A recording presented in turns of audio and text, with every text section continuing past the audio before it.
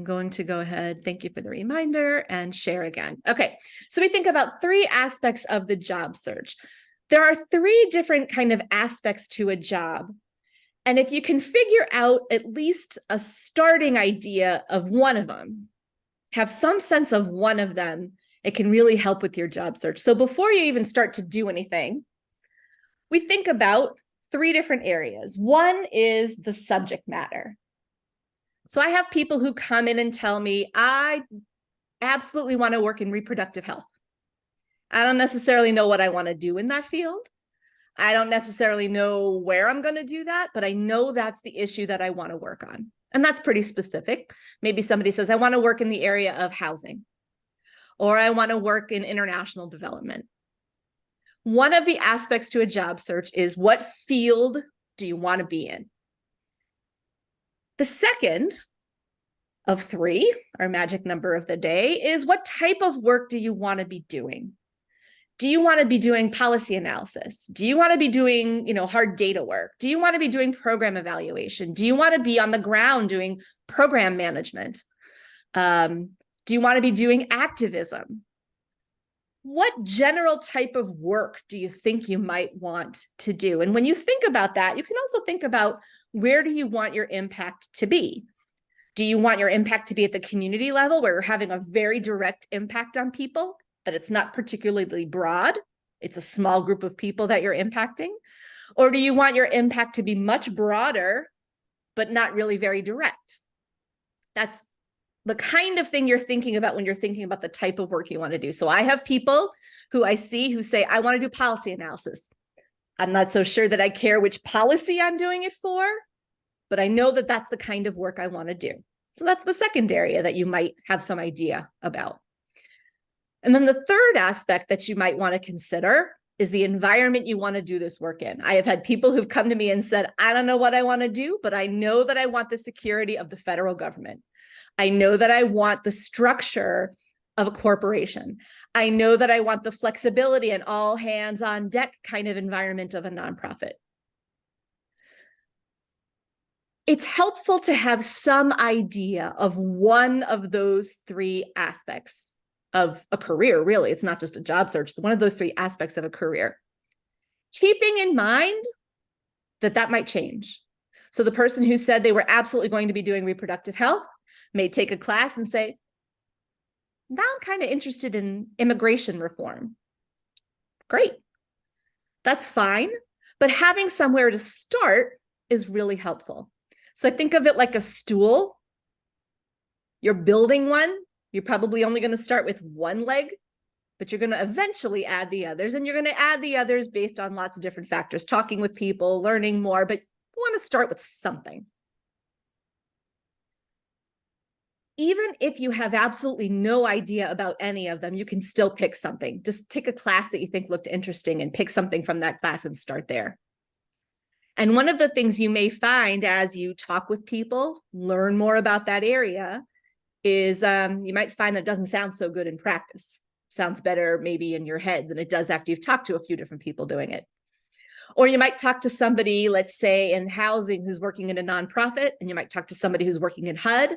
You might talk to somebody who's working in consulting and get a better sense of, okay, yeah, it's in that area, but which kind of work do you want to be doing?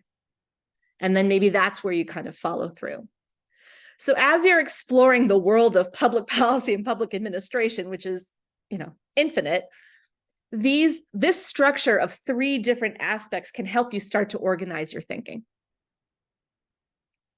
So that's the first of the 3 things that I wanted to talk about with respect to job search strategies.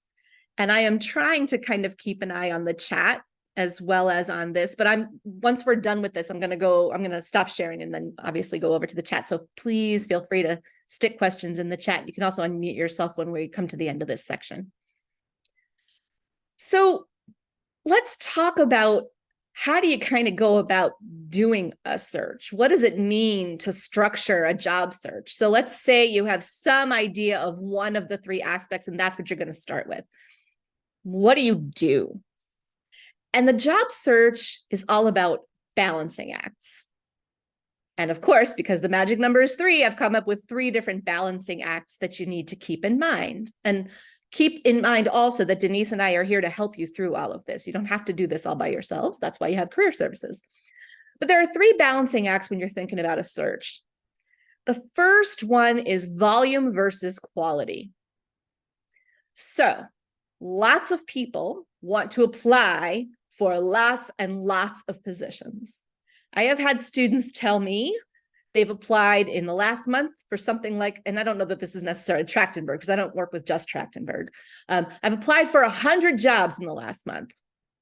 That's a lot of jobs. Then we're including internships and jobs. That's the same thing. That's a lot. You think about 100, then you think about typically 4 weeks in a month. So that's 25 a week. I don't know how somebody has time to do 25 job applications in a week, but I do know how they have time because they are going on LinkedIn and they're going to whatever they're calling it, easy apply, quick apply, whatever they're calling it, and they're hitting apply. And they're doing it over and over again. And if you do that, you can get quite a volume of applications in. The problem with that is they're not quality applications. Because when you apply through LinkedIn, you're not doing that way. You're not doing a cover letter and you're not tailoring your resume. You've uploaded a resume and you're just hitting apply, apply, apply. And that's most likely not going to catch the eye of a potential employer. They get tons of them through LinkedIn. Your application gets stuck in this mess of quite possibly terrible applications. Anybody can apply that way. And you can easily get lost.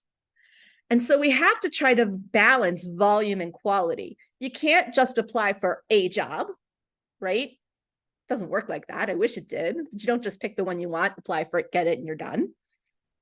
So there does have to be some amount of volume, but the likelihood of you getting something without putting a quality application together is low. So how do you balance those things? Part of it is how much time you have, right? Because if it could take you an hour to put together a tailored resume and cover letter, especially in the beginning. I've taken 2 hours before. That's a lot of time. And you guys aren't exactly sitting around doing nothing, right? You're pretty busy. So some of this may be you counting backwards from how much time do you have and how long will it take you to do a job application and kind of going from there. And are there days that you have more time and then figuring you can do more? Not that there will be that many every week to apply to, but that can kind of be your cap. So you could say, look, on the weekend, I'm going to probably put in about 4 or 5 because between the 2 days, I have that kind of time. Knowing that the more you do, the easier it gets, because once you have a tailored resume for this one, and this job is somewhat similar, doesn't mean you need to reinvent the wheel. And you may say during the week, you might have time for 1 a day at the most. And then that's about how many you're going to be applying for, because they've got to be good quality. They've got to be tailored. They've got to show your alignment with the mission and the vision of the organization. And they've got to really highlight your experience well. And in the beginning, especially, that takes some time to do. So you want to be thinking about that. If you feel like, look, I want to play the lottery for a little bit and I want to take a half hour and just hit apply, apply, apply, apply, that's your time to spend, and you can certainly do that. And people have gotten a job that way. But in a market like the one we're in now, which isn't a terrible market, but isn't an easy one to navigate, you really want that quality piece to come through. Another balancing act is online postings versus networking. So everybody wants to do online postings because it's a lot easier and it's a lot less intimidating. Nobody wants to just do networking. But really, it's a balancing act. You can't just do online postings. I mean, you can. Again, people have gotten jobs that way, but you're limiting yourself because there's a whole world of people out there doing work that's interesting to you, or at least you think might be interesting to you. You pick one of those 3 aspects of the job search and you look for people who are doing that. Look for policy analysts, look for people who are doing reproductive health, look for people who are in the consulting sector. You can find people to talk to, especially through our LinkedIn group, which Denise and I can help you search. You can find Trachtenberg alums doing almost anything. Talking with them is a huge benefit to your job search, partly because they might know of something or have something, and partly because you're going to learn a lot from those folks. So a balance between online postings and networking is certainly recommended. I do have students who say, I'm not networking. I am only doing online postings. And yet they're doing really high quality applications and they can be successful. So it's not that you have to do both in order to get something, but your chances of getting something and getting something that you want and that you have some understanding of is that's going to be improved by talking with people. And when you do it the right way, and the right way means right for you, it can be a lot of fun and you can be building relationships with people who, you may help out in the future. They may help you out in the future. It's becoming part of a professional community. So mostly that means informational interviewing, talking with people who are doing work that looks interesting to you, especially Trachtenberg alums. It could mean a combination of the two. I just spoke with somebody who found an online posting that she wanted to apply to, and she contacted an alum who works at that place. That can be a really powerful combination. Doesn't mean you're contacting the alum to recommend you because they don't know you, but you can get some information. What are the 3 things that you think are most impressive on a resume for this organization? What do you think it was that set you apart from the other people? Does the mission of whatever really play out in real life there? Is that something that it makes sense for me to mention? These are questions that you can ask as part of your applying online. And that person might really be impressed with your conversation and mention your name to somebody. So that combination can happen. So we've got a balancing between volume and quality where we're combining them to some extent. We've got a balance between online postings and networking where we're combining them if we can, not always possible, but often possible. And then we've got broad versus narrow. So I have lots of people who say to me, I'll apply to and take anything. To which I say, I admire your flexibility, but that's going to be a painful job search because you cannot possibly be open to everything. You can be open to different things at different times. I think that's really good flexibility. And you can look at a job posting and say, I don't know if that's my dream position, but I can see where that could be useful for me. But if you apply to absolutely everything, you'll go crazy and kind of go back to that volume versus quality as well. So somebody may say, I know I want to work for the EPA. Great, apply to the EPA, but what are some of the other things that people did before they got to the EPA? We can find that out in that LinkedIn searching in the alumni database. What are some of the other ways to get to the EPA eventually? You can expand your search beyond one organization or one agency without saying you're going to apply to everything that has to do with climate or everything that has to do with the environment. So you can find where did other people work, what were their pathways, and then start exploring those places as well. So you can do a focused broad search or an expansive narrow search. And you can change direction after you talk to people and say, EPA is not sounding as good to me now. I'm going to shift a little bit. Maybe I'm going to shift over to the nonprofit section and sector and explore that a little bit. Being strategic is important because you don't have time for absolutely everything. It's just not possible. So that's why these balancing acts can kind of help you. And it's a little different for each person. And I think what's good about these workshops is it plants the seed in your head about what the structure can look like. And then in individual appointments, we can talk about your own specific balances. All right. I want to talk a little bit about timing before I open this up to questions, because I imagine you have some. I get asked all the time about timing. Timing is all over the place, and it really depends on where you're applying to. So for government internships and positions, they can post them at any time, and often they don't post them for very long. Or they say, once we get the first 200 applications, we're closing it. It's the kind of thing you kind of always want to be looking at and looking for, because there's no set time when Pathways is just the program that agencies use to get interns, but it's not like here's the Pathways schedule, right? And so you're always looking at whatever places you're interested in and seeing, okay, as soon as something comes up, so you can set alerts on USA Jobs. Also, Denise is really good about putting out on the hot jobs and hot internships listservs, which hopefully you're on if you're looking for something. This is coming up. We got advance notice of this one. Get ready for this one. And you want to act fast for the government positions, because even though there may be a deadline, they may close it before that deadline. They may say, they get so many, we're going to hit 100 and we're going to close it off. So it's important to keep an eye on that. Go Government is another site with a Partnership for Public Service that can give you some information about when places are posting, what's going on with hiring. So there's no set schedule. There may be a schedule for a particular agency, but I would kind of always be looking out, and I would definitely set alerts through USA Jobs for those kinds of positions. For some organizations, they do a cohort-based recruitment. For those of you who might have been at the Avalier briefing a couple of weeks ago today, I think, where they were talking about bringing in their new class of associates. This is not an internship. This is like an entry-level position. They bring in a cohort. So there's a deadline, for their application, and then they look at that. So it's kind of like applying to, well, a little bit like applying to school, I guess, but much, much smaller and much less involved. But you're coming in with a group of people. So it's not like they're posting all the time and you just look for an open position.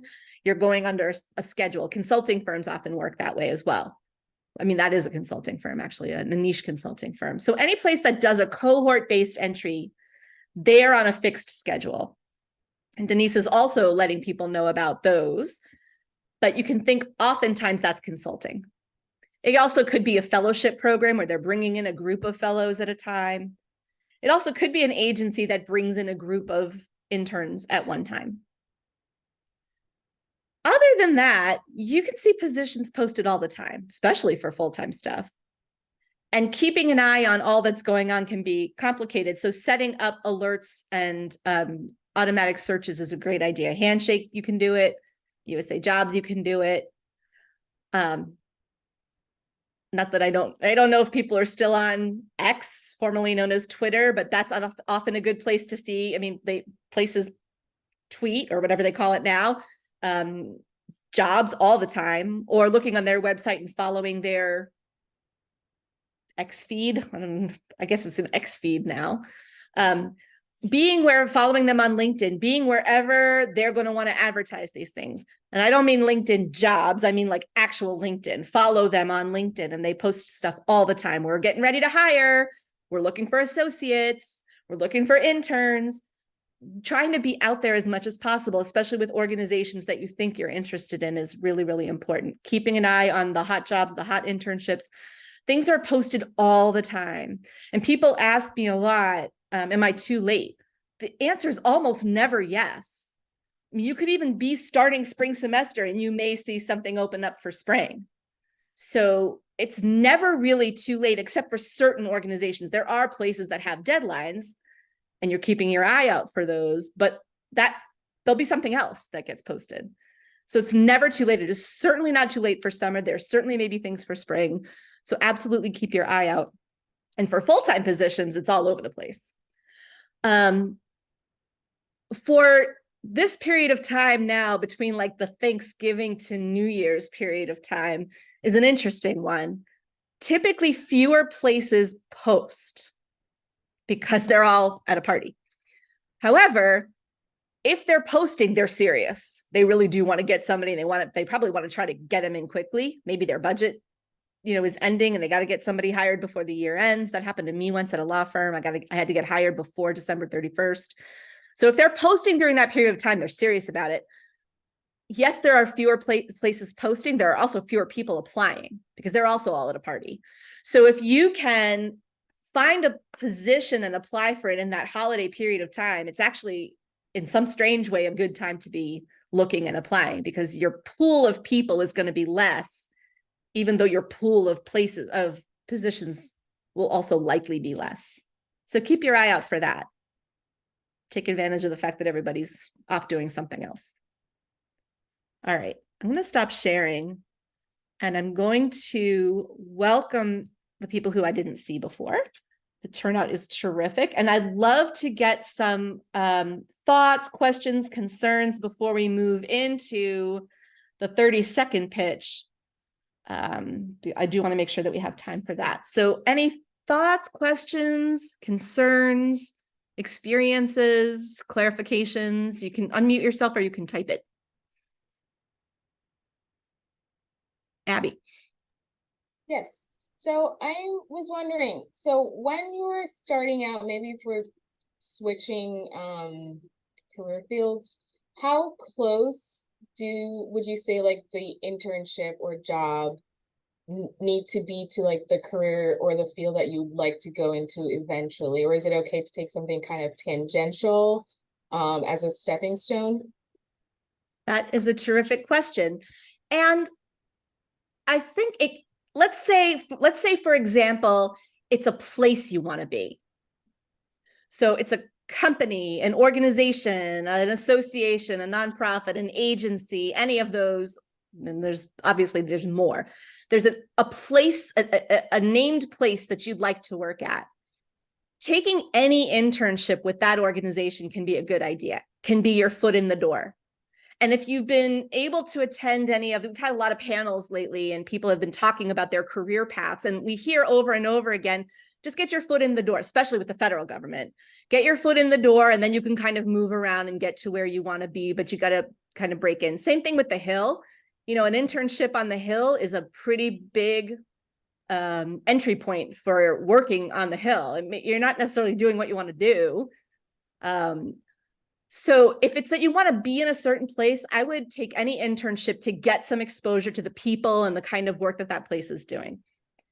If it's something like international development, for example, which is a tough field to break into unless you have certain kinds of experience, I would be very strategic about the internship that I took, because you're going to have to show on that resume and in that letter the alignment with the kind of work that they're doing. And for international development, that's gonna be not just general, right? There's going to be an international component to that. It's not just going to be study abroad. There's going to need to be something that they look at, and because you're going to be competing with a lot of people with some deep experience in that field, or at least deep tangential experience.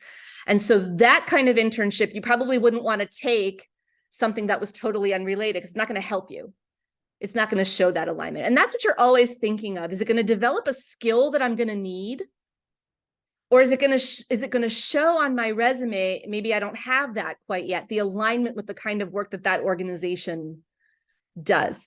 So you could be doing communication intern, for example. Lots of places have a communications intern at an organization that is working on clean energy. You don't necessarily want to be a communications person for a clean energy organization, but that's going to show your alignment with their values and their mission because you've been a part of that organization.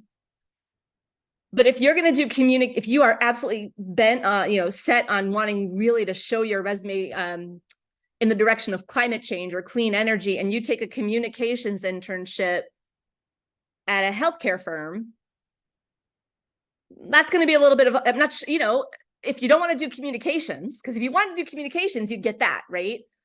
And you don't want to do healthcare policy, it's not necessarily getting anything on your resume that puts you in that direction. So you do want to be thoughtful, especially for the ones that are tough to break into. If you're interested in doing communications for a nonprofit, there are many, many ways that you can engage, and it doesn't necessarily matter what policy work that nonprofit is doing. But so if you think of those three areas, right, the sector, the type of work, and the subject area, you'd like the internship to hit one of those three things so that you can use it to kind of point you in some sort of direction that matters to you. Does that help? Yes, it does. Thank you. Okay, great. Other questions or thoughts? Hi, Melissa. I have a question. Yes. Yeah, I have a question specifically around the second aspect that we spoke about, where we were talking about the 3 balancing acts of job search. In that, I want to understand more about the part where you spoke about the networking and the applying bit. So if you could throw some more light on that, because sometimes networking can be a bit frustrating because, you don't know where it's leading, and you just keep growing your network all the time by talking to multiple people, and then that person connects you to another person, but it's like a spiral with no end to it, or no light at the end of the tunnel. So I just wanted to understand how it happens, because most of the time the hiring is not in their hands, and they say that you perhaps should take the route of applying on their website. So it falls back again to square one. So I just wanted to understand how should we manage both of them and how should we balance them? Yeah, it's a really good question. And I'm going to give a little bit of a brief answer. Mhm. And then I would love to, at some point, if I'm asked back to the group, to maybe do an in-depth networking session to really kind of get into the weeds on how this works and how do you build these relationships and how do you especially follow up with them? Because that's a big concern of people is I've talked to somebody and then I'm done talking to them. Now, what am I supposed to do? Right. With respect to the kind of the balancing, if you're talking to people because you're interested in what they do and you're learning from them, then every conversation is beneficial. Yeah. And every conversation may lead to another one where you learn more. So, if you say, look, I only know the first area, I only know I want to work in housing policy, but I don't really know what I want to do in that. Aside from getting a job, talking with people who are working at HUD, who are working at a nonprofit, who are working at an association can actually help you figure out what you want to do. That's part of what networking is. It's not just transactional. It actually is building your body of knowledge so that you can then focus your job search with respect to positions. So, if you're genuinely not interested in what somebody does, I wouldn't reach out to them. You want it to be an authentic conversation where you really are interested in what they're doing because it may influence how you go about structuring your search and the kinds of positions that you apply for. Now, if you absolutely know what you want to do, got experience in it, and you're just talking with people about positions, then part of that is getting your name out there and introducing them to you so that they know that you're somebody they could potentially recommend for something. But you're not asking them, do you have positions? Are there open positions? Because they will absolutely say, go look on the website.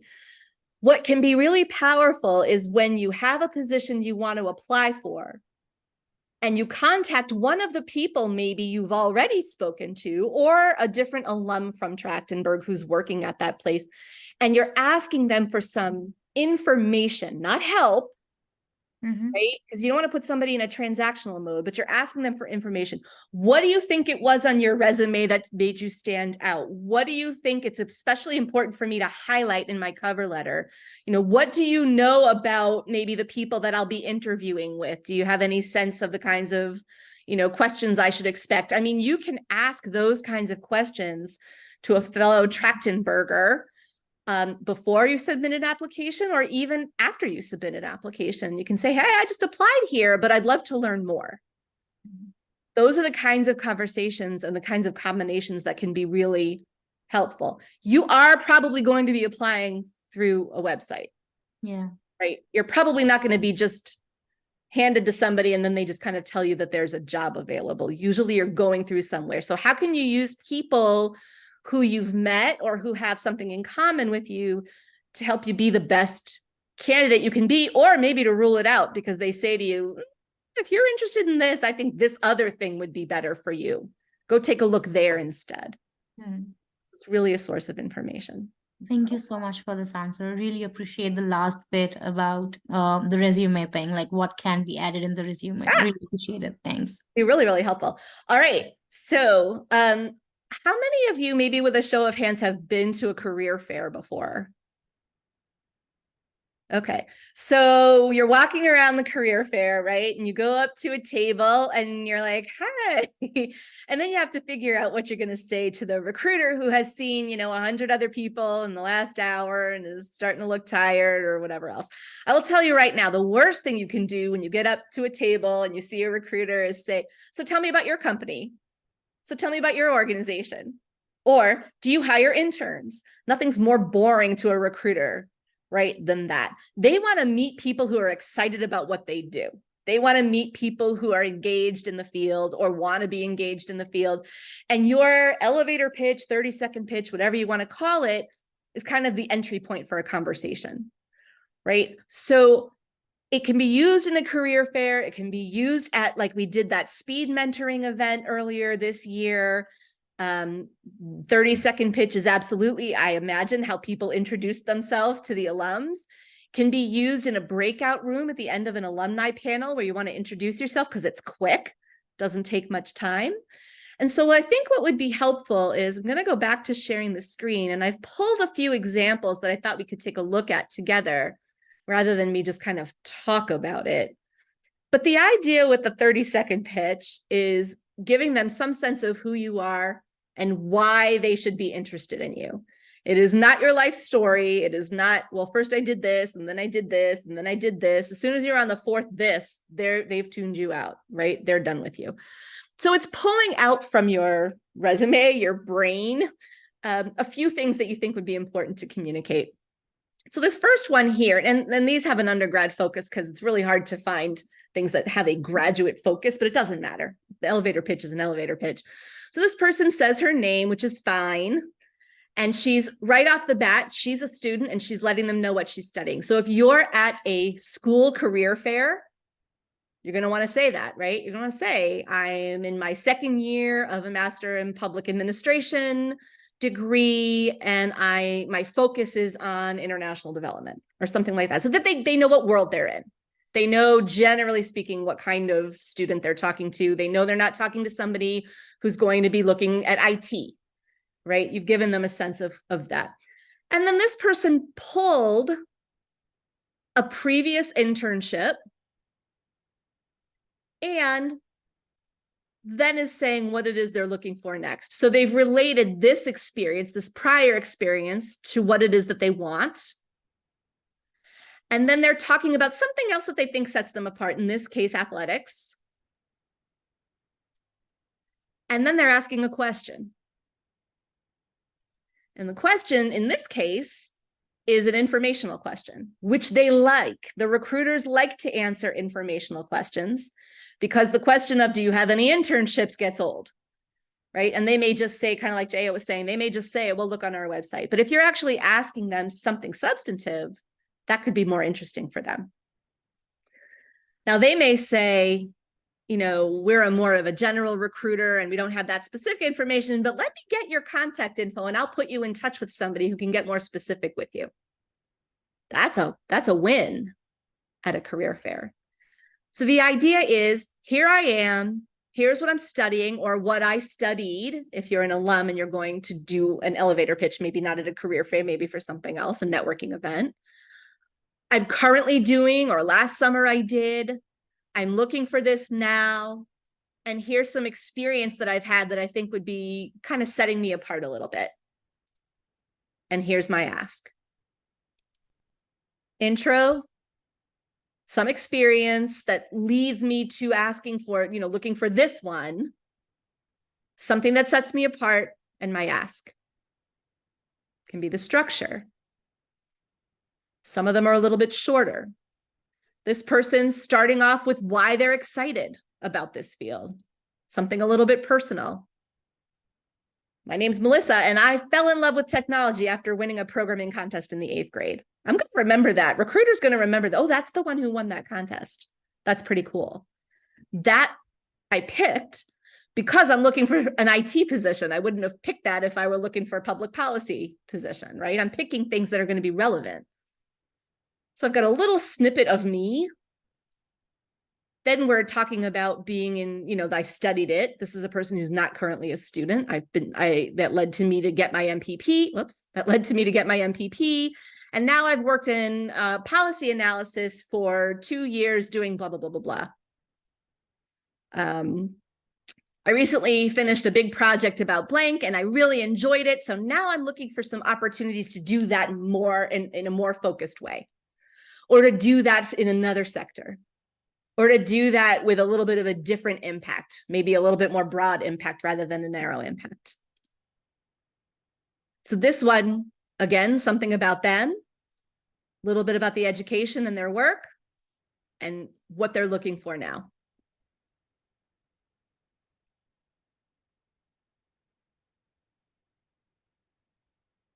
We look here, this is somebody with less experience, gives their name, just graduated, but here's the experience that I have.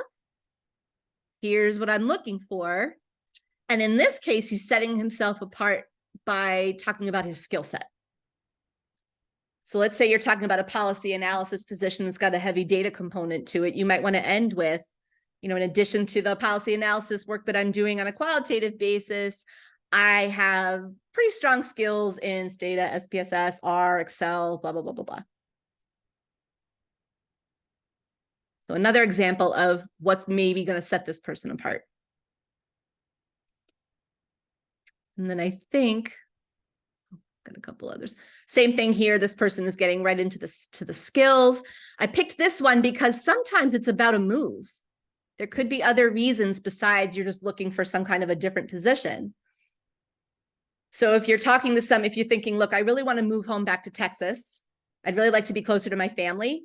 That's something that you can say to an employer. This is probably not going to be in a DC career fair, but you're at a networking event online. I'm looking to be closer to my family. Here's the experience that I have. I'm really excited to talk to you. So it could be something like that. That would be something important for them to know, especially if it's not New York, Los Angeles, DC, where everybody goes and it's very transient. If it's a city that's not used to people applying from all over the country, perhaps having that connection can be important. And then the last one, this one is somebody who is a student, and this is similar to the first one, but shorter. They're studying this. Last summer they did this, they focused on this, and now they're looking for this. So those are some examples of 30-second, minute, whatever pitches. And you can see that they picked experiences that relate to the place, the subject matter, or the kind of work that most likely they'd be doing in a place like this, or at least that they'd like to explore in a place like this.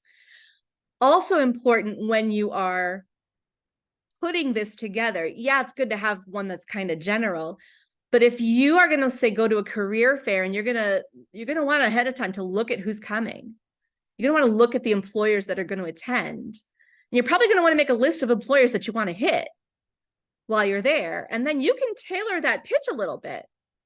So let's say you're talking to a place that's doing housing work, and then you're talking to a place that's doing food security or food insecurity, working on that issue. The examples might not be exactly the same. What you focus on in that 30-second pitch might be slightly different. If you're just focusing on your social policy work, that might not be different, but maybe you've got a little bit of housing, or you've got a little bit of food insecurity, and then that's what you're going to focus on in that 30-second pitch. So like the resume, like the cover letter, it's all about tailoring, because you want to show them that you are interested in and have an alignment with what it is that they do as an organization, especially in the public sector. It's all about mission and service. And they care very much that you align with their values. And so showing some experiences of that alignment can be super helpful. Thoughts, questions, concerns about the 30-second, or, I mean, it doesn't have to be 30 seconds. By the way, you're probably going to want to practice it. I will tell you, there's a tool, I'm going to put the name of it in the chat. I haven't used it. I have seen it demonstrated, though. It's called Udly. It's like an AI, I don't think it's like an AI. It is an AI-powered tool to help you practice communication. There's a part of it that's specific for interviewing. And by the way, interviewing, tell me about yourself, is just a bit of an expanded version of this 30-second pitch, right? It's pretty similar, but you got a little bit more time. But I think that Udly is a decent tool for practicing, and it gives you feedback on how you've done. I don't think that it's going to give you feedback on, your 30-second pitch. It's going to give you feedback on how did you communicate? Did you say, how did you say it? How did you present it? Some of this is about your body language, your eye contact, if you're looking like this, they're going to notice that at a career fair. You're going to want to be thoughtful and confident and excited about what it is that they do and interested. So Udly can help with that. I believe last time I checked, which was last week, it was still free.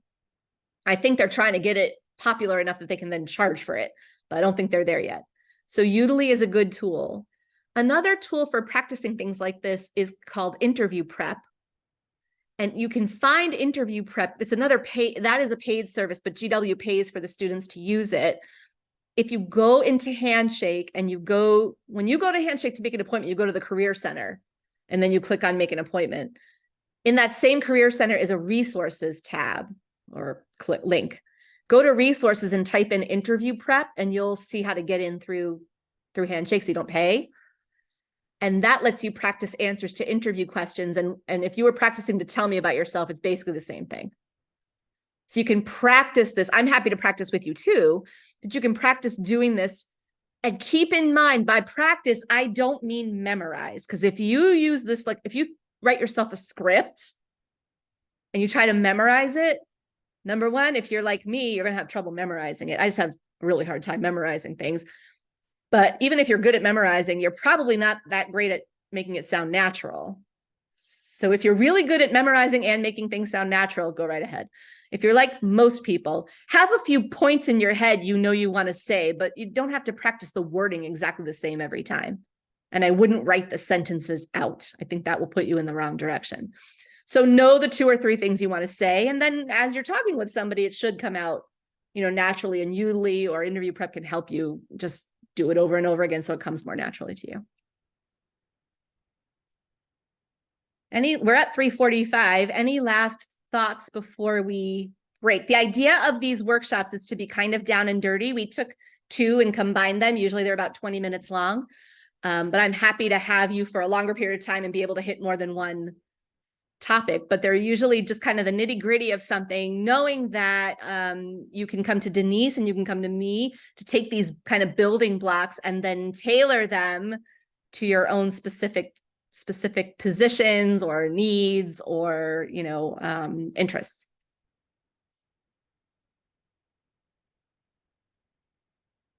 Anything else before we go? Anybody feeling better or maybe worse about the 30-second pitch? Because nobody likes these things. Okay, great. Well, I'm really glad that you joined me. This is wonderful. I hope that we can do more of these.